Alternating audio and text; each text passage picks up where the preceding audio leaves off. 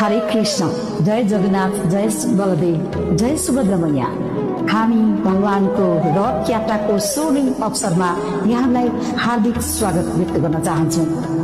ललितपुर भित्र पाटन इस्कोनबाट सर्व प्रस्तुत भएको यस जय जगन्नाथ बलदेव र सुभद्रा मैयाको रथ यात्रालाई पुलचोक अनि पाटनको मंगल बजारबाट सुरुवात भएर पुलचोक, जावलाखेल, कुमारी पार्टी अनि लगन खेल हुँदै साधु बाटोको प्रकृति संरक्षण कोषको प्राङ्गणमा समापन हुनेछ।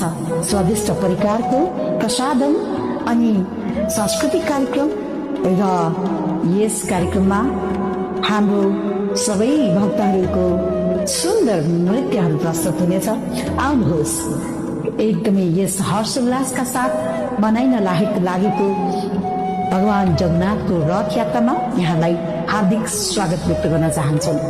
भगवान जगन्नाथलाई हामी जगतको नाथ भन्दछौँ, द लर्ड अफ युनिभर्स।